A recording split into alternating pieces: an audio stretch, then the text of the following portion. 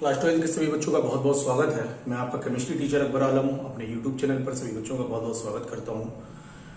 बेटा, हमारा जो अभी चैप्टर चल रहा है वो ऑक्सीजन परिवार है और ऑक्सीजन परिवार में हमने प्रीवियस वीडियो में सल्फर डाइऑक्साइड के बारे में पूरा पढ़ लिया था। आज मैं अब नया टॉपिक स्टार्ट कर रहा हूँ। इंपॉर्टेंट टॉपिक है, यूपी बोर्ड एग्जामिनेशन में बहुत पूछा जाता है, लॉन्ग क्वेश्चन में आता है, 5 नंबर का ही लॉन्ग क्वेश्चन है।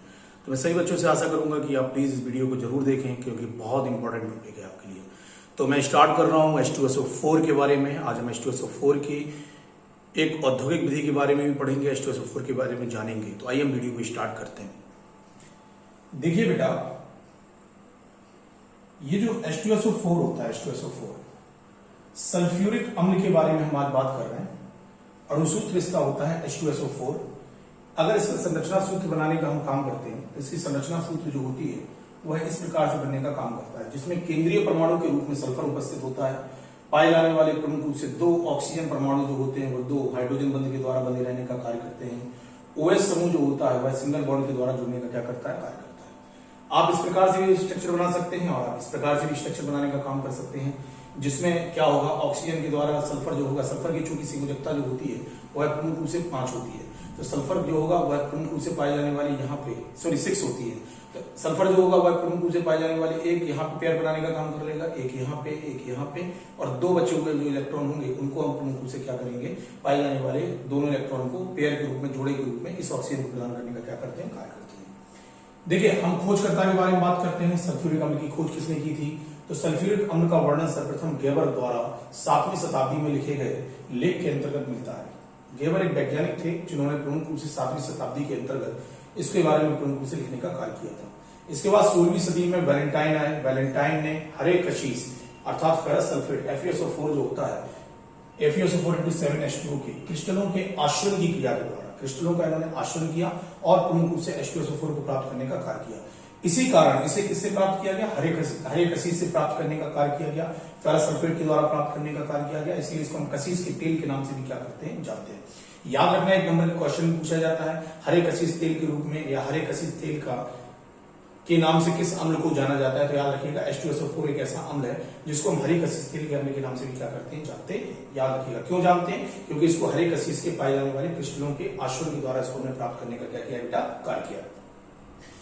फॉर्मूला देख लेते हैं। FeSO4 हरे कशीस को आपने लिया, फेरस सल्फेट को लिया, इसके आश्रय का कार्य किया, यहाँ से फेरस ऑक्साइड बन जाएगा, H2SO4 यहाँ से मुक्त होने का कार्य करेगा, सल्फर डाइऑक्साइड निकल जाएगी और जल जो होता है वो यहाँ से मुक्त होने का क्या करता है, कार्य करता है।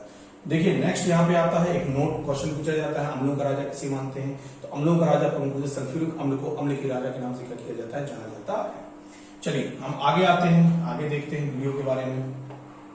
सल्फ्यूरिक अम्ल के निर्माण की विधि के बारे में हम बात करते हैं। सल्फ्यूरिक अम्ल के निर्माण की क्रिया के अंतर्गत देखिए, सबसे पहले हम सल्फर ट्राइऑक्साइड की जल से क्रिया कराएं। अगर सल्फर ट्राइऑक्साइड की जल से भी क्रिया कराते हैं तब भी हमें क्रिया के फलस्वरूप प्रमुख रूप से H2SO4 जो होता है वो क्या होता है, प्राप्त हो जाता है। इसके बाद लिखा सल्फर डाइऑक्साइड के ऑक्सीकरण के द्वारा, सल्फर डाइऑक्साइड का ऑक्सीकरण कर दीजिए। तो सल्फर डाइऑक्साइड के जलीय विलयन के अंतर्गत जब आप प्रमुख रूप से इसके ऑक्सीकरण का कार्य करते हो तो इस अभिक्रिया के फलस्वरूप जो होता है वो भी H2SO4 क्या होता है, प्राप्त हो जाता है। या आप सल्फर डाइऑक्साइड पे लीजिए और हाइड्रोजन परऑक्साइड लीजिए, हाइड्रोजन परऑक्साइड की अभिक्रिया सल्फर डाइऑक्साइड के साथ कराओगे तो इस अभिक्रिया के फलस्वरूप H2SO4 के निर्माण का क्या किया जाएगा, कार्य किया जाएगा। इसके अलावा अगर आप सल्फर डाइऑक्साइड को डायरेक्ट लेते हैं और प्रमुख रूप से पाए जाने वाले ऑक्सीजन की उपस्थिति में पाए जाने वाले वेनेडियम पेंटाऑक्साइड की उपस्थिति में 400 डिग्री सेंटीग्रेड टेम्परेचर पर अगर गर्म करने का कार्य करते हैं तो इस अभिक्रिया के फलस्वरूप सल्फर ट्राइऑक्साइड बन जाएगा। बनने वाले सल्फर ट्राइऑक्साइड की अभिक्रिया आप जल के साथ करा दीजिए, इस अभिक्रिया के फलस्वरूप हमें H2SO4 की क्या हो जाएगी, प्राप्ति हो जाएगी। याद रखना, सल्फर डाइऑक्साइड का आपने ऑक्सीजन की उपस्थिति में प्रमुख रूप से ऑक्सीकरण कराया, उत्प्रेरक कौन सा लगाया, वेनेडियम पेंटाऑक्साइड लगाया। कितने डिग्री सेंटीग्रेड पर अभिक्रिया करा रहा है, 400 डिग्री सेंटीग्रेड पर अभिक्रिया कराओगे तो अभिक्रिया के फलस्वरूप सल्फर ट्राइऑक्साइड बन गया। अब बनने वाले सल्फर ट्राइऑक्साइड को हम प्रमुख रूप से किसके साथ क्रिया करा देंगे, H2O के साथ क्रिया कराएंगे। जब इसकी क्रिया H2O के साथ कराएंगे तो प्रमुख रूप से अभिक्रिया के फलस्वरूप H2SO4 के निर्माण का क्या कर लिया जाएगा, कार्य कर लिया जाएगा। चलिए आगे आते हैं। सल्फ्यूरिक अम्ल के औद्योगिक निर्माण की क्रिया के बारे में हम बात करेंगे, क्योंकि थोड़ी सी बड़ी रिएक्शंस हैं, इंपॉर्टेंट रिएक्शंस हैं। सल्फ्यूरिक अम्ल के औद्योगिक निर्माण में बात करें तो सल्फ्यूरिक अम्ल का औद्योगिक निर्माण निम्नलिखित 2 विधियों के द्वारा किया जाता है। सबसे पहली विधि हम आज पढ़ेंगे शीश कक्ष विधि। शीश कक्ष विधि के बारे में पढ़ते हैं, इसको हम लेड कक्ष विधि के नाम से भी क्या करते हैं, जानते हैं। याद रखिएगा, इसमें आपने लिखा इस विधि में नाइट्रोजन के ऑक्साइड की उपस्थिति में, नाइट्रोजन के ऑक्साइड की उपस्थिति में उच्च ताप पर सल्फर डाइऑक्साइड का वायु की ऑक्सीजन द्वारा से सल्फर ट्राइऑक्साइड में ऑक्सीकृत करने का क्या किया जाता है, कार्य किया जाता है। सबसे पहले हम क्या करेंगे कि नाइट्रोजन के ऑक्साइड की उपस्थिति में उच्च ताप पर सल्फर डाइऑक्साइड को वायु में उपस्थित ऑक्सीजन के साथ क्रिया कराकर सल्फर डाइऑक्साइड के रूप में इसको ऑक्सीजन करने का कार्य कर लेते हैं। अर्थात सल्फर डाइऑक्साइड से सल्फर ट्राइऑक्साइड बना लेते हैं। कौन सा उत्प्रेरक लगा रहे हैं? नाइट्रोजन के ऑक्साइड को लगाने का क्या कर रहे हैं? कार्य कर रहे हैं। अब जो सल्फर ट्राइऑक्साइड मिल गया, इसकी क्रिया प्रमुख रूप से पाए जाने वाले जल के साथ करा दीजिए। अभिक्रिया के फलस्वरूप आपको प्रमुख रूप से H2SO4 के निर्माण का क्या कर लेंगे? कार्य कर लेंगे। तो आपने लिखा सल्फर डाइऑक्साइड की अभिक्रिया ऑक्सीजन के साथ कराई, किसकी उपस्थिति में कराई? नाइट्रोजन के ऑक्साइड की उपस्थिति में कराई, तो सल्फर ट्राइऑक्साइड बन गया। बनने वाले सल्फर ट्राइऑक्साइड की अभिक्रिया जल के साथ कराने पर H2SO4 के निर्माण का क्या कर लिया जाएगा? कार्य कर लिया जाएगा। चलिए नेक्स्ट देखते हैं इस रिएक्शन में हुआ कैसे, ये रिएक्शन हुई कैसे, इसके बारे में बात आती है। चलिए इस रिएक्शन के बारे में देखते हैं। सबसे पहले हम क्या करते हैं, नाइट्रिक ऑक्साइड जो है, नाइट्रिक ऑक्साइड को वायु की उपस्थिति में ऑक्सीजन के द्वारा नाइट्रोजन डाइऑक्साइड के रूप में परिवर्तित करने का कार्य कर लिया जाता है। सबसे पहले आपने नाइट्रोजन के मोनोऑक्साइड को लिया, ऑक्सीजन की उपस्थिति में इसके ऑक्सीकरण का कार्य किया, अभिक्रिया के फलस्वरूप नाइट्रोजन डाइऑक्साइड के निर्माण का कार्य कर लिया गया। बनने वाली नाइट्रोजन डाइऑक्साइड लिया, सल्फर डाइऑक्साइड को नाइट्रोजन डाइऑक्साइड की उपस्थिति में आपने नाइट्रोजन डाइऑक्साइड की अभिक्रिया सल्फर डाइऑक्साइड के साथ कराई, अभिक्रिया के फलस्वरूप सल्फर ट्राइऑक्साइड बन जाएगा। नाइट्रोजन मोनोऑक्साइड जो होगा वह प्रमुख रूप से मुक्त करने का क्या करेगा? कार्य करेगा। अब हमारे पास सल्फर ट्राइऑक्साइड आ गया, सीधी सी अभिक्रिया प्रमुख रूप से जल के साथ करा दीजिए। प्राप्त होने वाले सल्फर ट्राइऑक्साइड की अभिक्रिया किसके साथ कराएंगे? हम जल के साथ कराएंगे और अभिक्रिया के फलस्वरूप हमें H2SO4 के निर्माण का क्या कर लिया जाएगा? कार्य कर लिया जाएगा। सबसे पहले हमने क्या किया था, मैं फिर से एक बार रिपीट किए देता हूं, आप देख लीजिए। सबसे पहले हम क्या करते हैं, प्राप्त होने वाली प्रमुख रूप से सल्फर डाइऑक्साइड है, सल्फर डाइऑक्साइड की क्रिया प्रमुख रूप से ऑक्सीजन के साथ कराते हैं। किसकी उपस्थिति में कराने का कार्य करते हैं? तो नाइट्रोजन की ऑक्साइड की उपस्थिति में क्रिया करा रहे हैं। इस अभिक्रिया के फलस्वरूप सल्फर ट्राइऑक्साइड के निर्माण का कार्य कर लिया जाएगा। बनने वाला सल्फर ट्राइऑक्साइड जो है, बनने वाले सल्फर ट्राइऑक्साइड की अभिक्रिया प्रमुख रूप से जल के साथ कराओगे, H2SO4 के निर्माण का कार्य कर लिया जाएगा। इस क्रिया में सर्वप्रथम हम करते क्या है, जो पाए जाने वाले नाइट्रोजन का मोनोऑक्साइड है, इसको ऑक्सीजन की उपस्थिति में ऑक्सीकृत करने का कार्य करते हैं। अभिक्रिया के फलस्वरूप नाइट्रोजन डाइऑक्साइड का निर्माण हो गया। बनने वाली नाइट्रोजन डाइऑक्साइड की अभिक्रिया सल्फर डाइऑक्साइड के साथ करा दीजिए, सल्फर ट्राइऑक्साइड के निर्माण का कार्य कर लिया जाएगा। नाइट्रोजन मोनोऑक्साइड क्या हो जाएगी? मुक्त हो जाएगी। प्राप्त होने वाले सल्फर ट्राइऑक्साइड की अभिक्रिया किससे करा दीजिए? जल के साथ करा दीजिए। अभिक्रिया के फलस्वरूप H2SO4 के निर्माण का क्या कर लिया जाएगा? कार्य कर लिया जाएगा। चलिए इसके बाद अगर हम बात करते हैं, इस रिएक्शन के बाद अगर हम बात करें तो हम नेक्स्ट पेज के ऊपर पहुंचने का कार्य करते हैं। देखिए नेक्स्ट पेज के ऊपर हम बात करेंगे, नेक्स्ट पेज में देखिए क्या आएगा।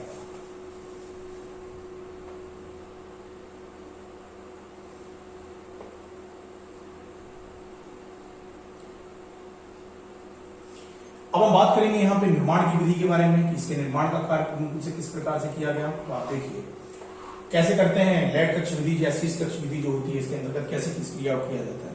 तो हम इसको स्टार्ट करते हैं। देखिए निर्माण की विधि में इस क्रिया को हम निम्नलिखित पदों के अंतर्गत उपयोग में लाने का कार्य करते हैं। इस क्रिया में जब H2SO4 का निर्माण करते हैं तो इस क्रिया में हम निम्नलिखित पदों को उपयोग में लाने का क्या करेंगे? कार्य करेंगे। सबसे पहले हम लाते हैं पायराइट बर्नर को। ये बर्नर होता है जिसमें प्रमुख रूप से यह एक प्रकार की भट्टी है।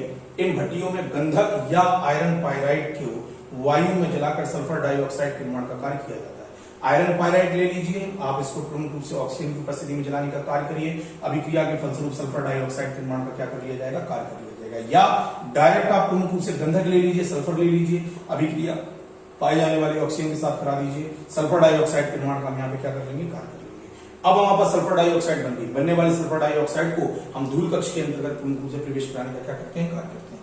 तो नेक्स्ट स्टेप जो हमारा आ जाता है वो आता है धूल कक्ष विधि। धूल कक्ष विधि के अंतर्गत देखिए बेटा क्या करते हैं, धूल कक्ष विधि में हम क्या करते हैं, पायराइट बर्नर से प्राप्त धूल के कणों की अशुद्धि युक्त सल्फर डाइऑक्साइड गैस व वायु को धूल कक्ष में प्रवाहित करने का कार्य किया जाता है, जिससे मिश्रण में उपस्थित धूल के कण जो होते हैं वो भाप के संपर्क में आने का क्या करते हैं? कार्य करते हैं। और पाए जाने वाले धूल के कण जो होते हैं वह भाप के साथ क्रिया करते हैं और प्रमुख रूप से कहां बैठ जाते हैं? नीचे की ओर बैठने का क्या करते हैं? कार्य करते हैं। कुछ नहीं करना है। सबसे पहले पायराइट कक्ष के अंतर्गत जो सल्फर डाइऑक्साइड बनी, इसमें प्रमुख रूप से पाए जाने वाले धूल के कण उपस्थित रहते हैं। तो इस धूल के कण को प्रमुख रूप से हम किसके अंतर्गत? धूल के कण युक्त सल्फर डाइऑक्साइड को धूल कक्ष के अंतर्गत क्या करते हैं? प्रवाहित करते हैं। धूल कक्ष में भाप जो होती है, जलवाष्प जो होती है, वह प्रमुख रूप से ऊपर से नीचे की ओर आने का क्या करती है? कार्य करती है। तो इस क्रिया में क्या होगा? इस क्रिया में प्रमुख रूप से जब नीचे से ऊपर की ओर जलवाष्प जाएगी और ऊपर से प्रमुख रूप से पाए जाने वाली सल्फर डाइऑक्साइड धूल के कणों युक्त ऊपर से नीचे की ओर आने का कार्य करेगी, तो धूल के कण जो होंगे वह प्रमुख रूप से जल की भाप के साथ क्या करेंगे? क्रिया करेंगे। और क्रिया करने के पश्चात प्रमुख रूप से पाए जाने वाली जो धूल के कण है वह जल के साथ क्रिया करके भारी होंगे और कहां बैठ जाएंगे? नीचे बैठ जाएंगे। अब हमारे पास शुद्ध सल्फर डाइऑक्साइड की क्या होगी? हमें प्राप्ति होगी। प्राप्त होने वाली सल्फर डाइऑक्साइड को हम लेंगे। धूल कक्ष के बाद आता है आपका पाए जाने वाला नाइटर पात्र। नाइटर पात्र के अंतर्गत हम क्या करते हैं? प्राप्त होने वाली सल्फर डाइऑक्साइड को लिया, इन पात्रों के अंतर्गत क्या होता है, सोडियम नाइट्रेट जो होता है वो भरे रहने का कार्य करता है, तथा सांद्र H2SO4 का मिश्रण जो होता है वो भी उपस्थित रहने का क्या करता है, कार्य करता है। जब इनके ऊपर से सल्फर डाइऑक्साइड तथा वायु के मिश्रण को प्रवाहित किया जाता है तो नाइट्रोजन के ऑक्साइड जो होते हैं वह प्रमुख रूप से बनने का क्या करते हैं, कार्य करते हैं, जो मिश्रण में प्रमुख रूप से क्या होते हैं, मिल जाते हैं। याद रखिएगा नाइट्र पात्र में क्या करना है, नाइट्र पात्र में प्रमुख रूप से सोडियम नाइट्रेट जो होता है वह भरा रहने का कार्य करेगा और ऊपर से नीचे की ओर सांद्र H2SO4 का मिश्रण जो होता है वह प्रमुख रूप से गिरने का क्या करता है, कार्य करता है। जब हम पाए जाने वाली प्रमुख रूप से सल्फर डाइऑक्साइड तथा वायु के मिश्रण को इसके अंतर्गत प्रवाहित करते हैं तो इसके प्रवाहित करने पर होगा ये कि नाइट्रोजन के जो ऑक्साइड है, नाइट्रोजन के जो ऑक्साइड है वो बनते हैं और बनने वाले नाइट्रोजन के ऑक्साइड जो होते हैं वह प्रमुख रूप से इस पाई जाने वाली सल्फर डाइऑक्साइड के अंतर्गत क्या होते हैं, मिलने का कार्य कर लेते हैं। सोडियम नाइट्रेट लिया, इसकी अभिक्रिया प्रमुख रूप से H2SO4 के साथ कराई तो सोडियम बाइसल्फेट के निर्माण का कार्य हो गया, यहां से प्रमुख रूप से HNO3 बन जाएगा।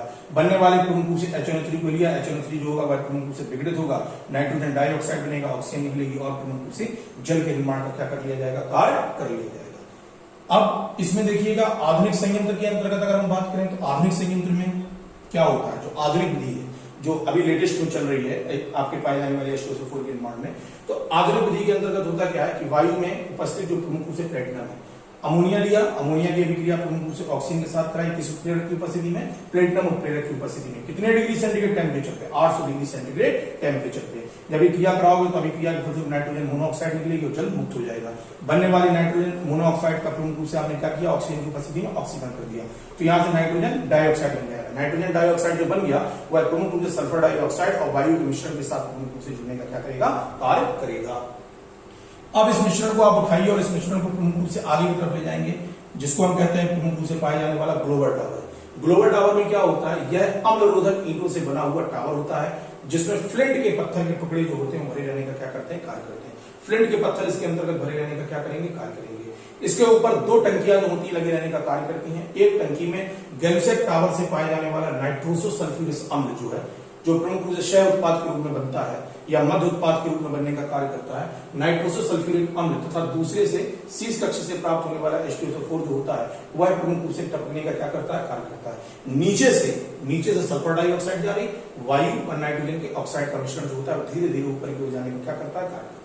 जब ये ऊपर की तरफ जाएगा तो यह प्रमुख रूप से पाए जाने वाली गैल्यूसेट टावर से आने वाले नाइट्रोसो सल्फ्यूरिक अम्ल और पाए जाने वाली प्रमुख रूप से शीर्ष कक्ष से आने वाली H2SO4 के साथ क्या करेगा, क्रिया करेगा। कौन क्रिया करेगा, पाई जाने वाली सल्फर डाइऑक्साइड, वायु और पाई जाने वाली नाइट्रोजन के ऑक्साइड जो होंगे वह प्रमुख रूप से क्रिया करने का क्या करेंगे, कार्य करेंगे। इस टावर के अंतर्गत निम्नलिखित क्रियाएं जो होती है वह प्रमुख रूप से संपन्न होने का क्या करती है, कार्य करती है। देखिए सबसे पहली क्रिया के अंतर्गत क्या होगा, सबसे पहले प्रोसेस के अंतर्गत देखिए क्या होता है।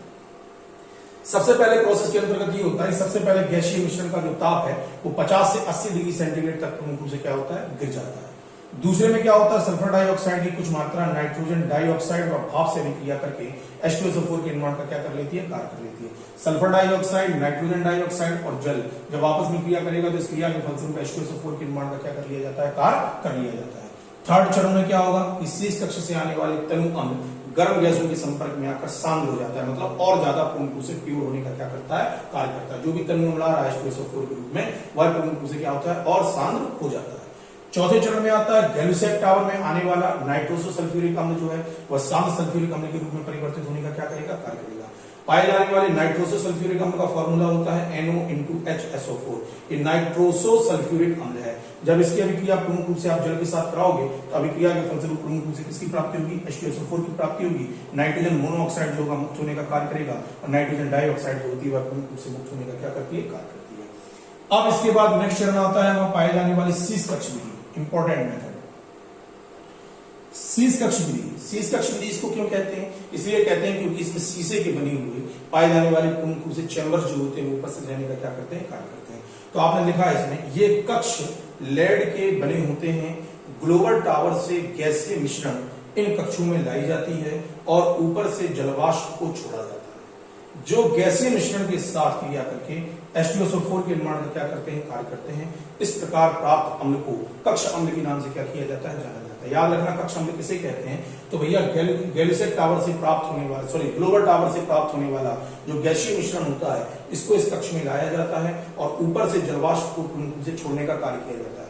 जैसे ये गैसीय मिश्रण प्रमुख रूप से जलवाष्प के संपर्क में आता है तो यह प्रमुख रूप से पाए जाने वाले अम्ल के निर्माण का क्या करता है, कार्य करता है। बनने वाला प्रमुख रूप से ये अम्ल जो होता है इसको हम कक्ष अम्ल के नाम से क्या करते हैं, जानते हैं, जिसमें 60 से 70% पाया जाने वाला H2SO4 जो होता है वह उपस्थित रहने का क्या करता है, कार्य करता है।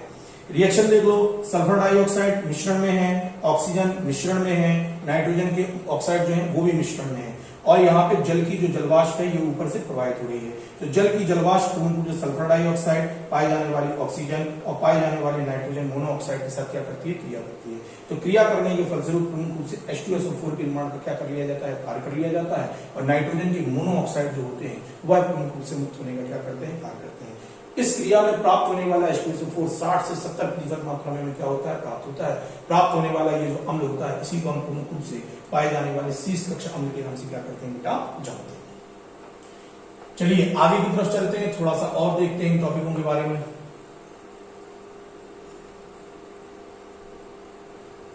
नेक्स्ट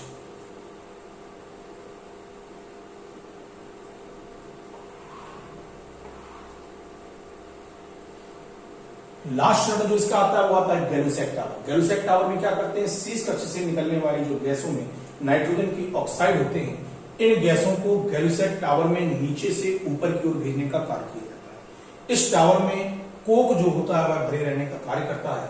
इसमें ऊपर से ठंडे H2SO4 को बूंद बूंद कर नीचे की ओर गिराने का कार्य करते हैं, जो गैसीय मिश्रण में उपस्थित नाइट्रोजन की ऑक्साइडों को अवशोषित कर लेती है और नाइट्रोसो सल्फ्यूरिक अम्ल के निर्माण का कार्य किया जाता है, जिसे पुनः प्रमुख रूप से हम ग्लोबल टावर के अंतर्गत पहुंचाने का क्या करते हैं, कार्य करते हैं। यहाँ यह जल के द्वारा अवशोषित होगा और अवशोषित होने के बाद प्रमुख रूप से हम H2SO4 के निर्माण का क्या करते हैं, कार्य करते हैं।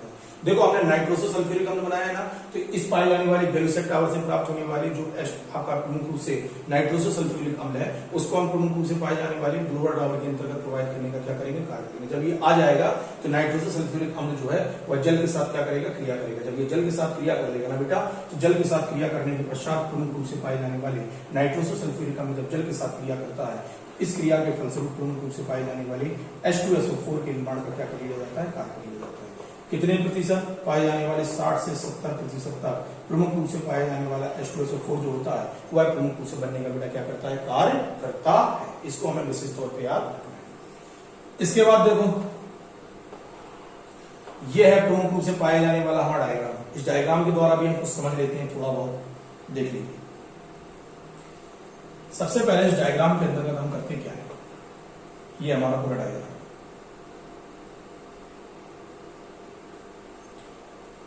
थोड़ा सा बड़ा डायग्राम है, इसको हम थोड़ा सा पहले छोटा कर लें। देखिए ये हमारा डायग्राम है। इसमें हम करते क्या है, इस चैम्बर में ये पायराइड बर्नर कक्ष, इस पायराइड बर्नर कक्ष में पाई जाने वाली वायु सल्फर डाइऑक्साइड और नाइट्रोजन डाइऑक्साइड, नाइट्रोजन के पाए जाने वाले ऑक्साइड, सल्फर के पाए जाने वाले ऑक्साइड और वायु के मिश्रण को यहाँ पे प्रोवाइड करेंगे। यहां से यह क्रिया हो जाएगी तो इस क्रिया के होने के पश्चात प्रमुख रूप से पाए जाने वाले इस मिश्रण को, इस पूरे के पूरे मिश्रण को हम कहां पहुंचाएंगे, पाए जाने वाले प्रमुख रूप से आगे के कक्ष के अंतर्गत पहुंचाने का कार्य करेंगे। यहाँ पे आ जाएगा।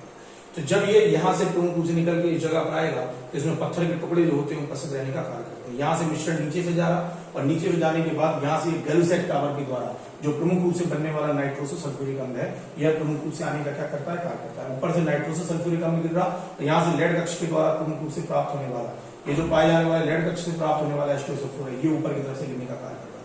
अब ये मिश्रण यहाँ पे प्रमुख रूप से क्या करेगा, क्रिया करेगा।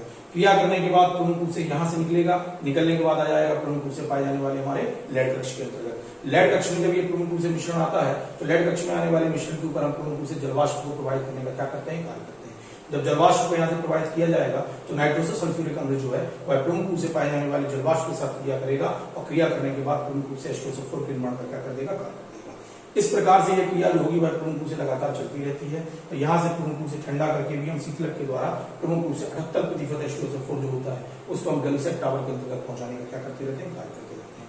तो इस प्रकार से ये डायग्राम जो होता है वह प्रमुख रूप से आ जाता है। याद रखिएगा ये बहुत इंपॉर्टेंट टॉपिक है, बहुत इंपॉर्टेंट टॉपिक है।